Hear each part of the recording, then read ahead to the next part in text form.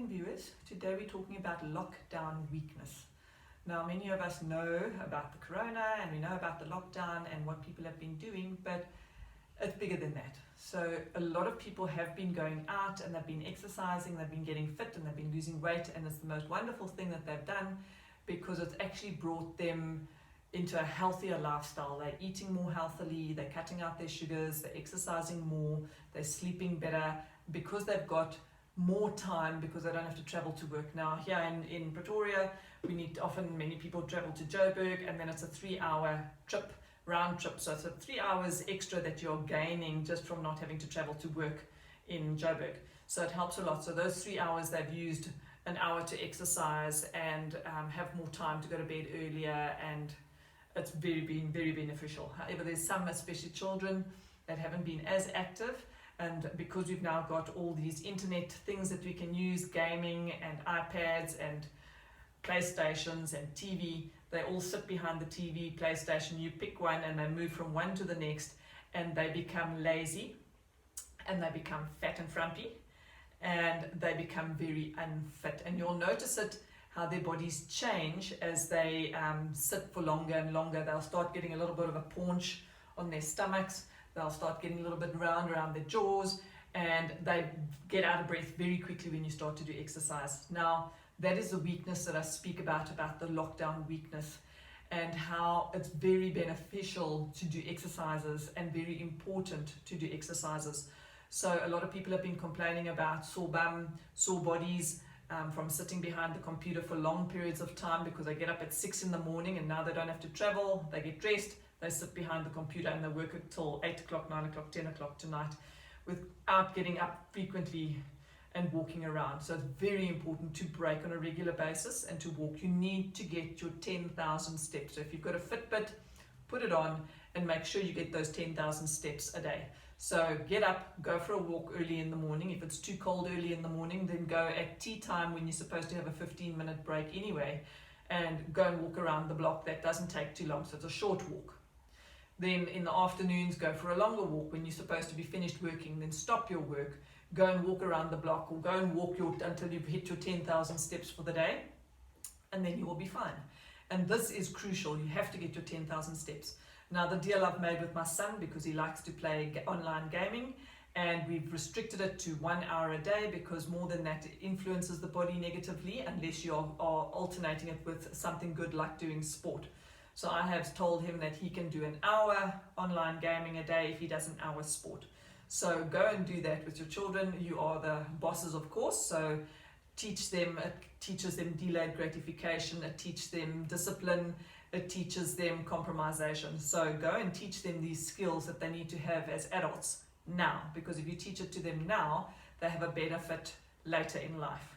And when they're doing the exercises 1 hour a day, that's a lot of exercise, and make sure that they get hot and sweaty so that they can burn off the fat and build muscle, because you've only got a certain amount of time as a youngster to build your muscle and build your bone. Thereafter, you are what you are. And if you are not strong enough, later in life, you're going to start being affected by osteoporosis, poor posture, weakness, pain, all these things, because if your muscles are not strong enough, they cannot hold the body upright, and therefore it will cause pain. If you sit too long, the muscles weaken, and therefore it causes pain.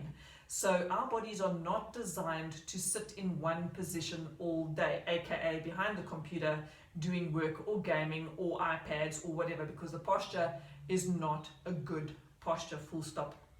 So if you have to sit behind a computer for long periods of time, then you need to make sure your ergonomics is set up properly, and you need to break every 2 hours to do at least 250 steps, which increases your amount of steps towards the 10,000 steps for the day. So do it. Don't sit and become the lockdown weakness. And the children, they must exercise on a daily basis, because they have to develop proper bone foundation, so laying down of bone, which only occurs during exercise, where the muscles are pulling on the bone, which cause torsional stress, and that torsional stress causes more laying down of the bone, which reduces the chances of osteoporosis when they are older. And I'm talking about in your 40s or your 50s, which is when the osteoporosis will start, and you will break your bone and then fall. It's not a fall and break your bone, it's break your bone and then fall, because your bones are too weak to hold you upright. So that is why we exercise. The other thing that exercise does for us, it increases our circulation. So if you're complaining about cold hands or cold feet, there is a video on your T4 syndrome, so go and have a look for that. But apart from that, it is also due to poor circulation from just not sitting enough. Your calves are the only muscles that pump back your blood supply from your feet. So if you're struggling with swollen feet, get up, get moving, get walking, so that your calves can pump that blood back up to the heart and pump and reduce the swelling in your feet. So it's just not, you're not being active enough, which is why your feet swell. So go and do that. There's many other reasons that causes your feet to swell, but that's one of them. You're not fit enough, you're not doing your 10,000 steps a day.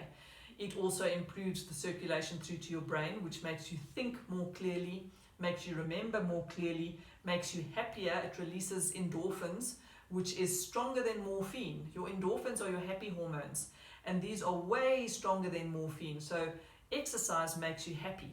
The more you exercise, the happier you get.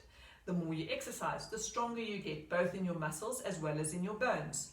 The more you exercise, the better you sleep, because you are tired from the day of being active, physically active. So you will sleep better, which then enhances your brain function because it has rested properly, had a good night's sleep, and therefore will be able to concentrate better.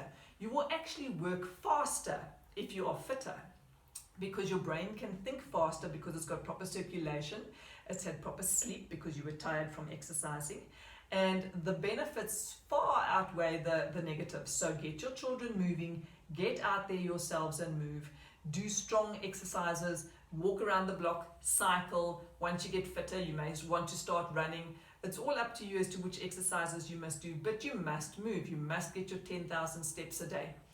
If you are struggling to exercise, like we've mentioned with the chronic pain patients that cannot exercise because you activate your pain, then go and do body tech. I'll make a video about body tech so that you can see what it is about. You can do body 20, you can do body tech. These are exercises that help to strengthen up your muscles so that you can bypass having to run around the block or walk around the block for months before your muscles are strong enough. So here you can do it in a shorter period of time, strengthen up your muscles, get more flexible so that you can go out and walk around the block without activating your pains, because body tech does not activate your pains, which is absolutely wonderful. It's an excellent way of exercising. So get fitter, stop this corona weakness and all the lockdown weakness, get moving, get going. This is a perfect opportunity to do so. So get out there. It's now spring has sprung in South Africa, so it's a nice time to get moving.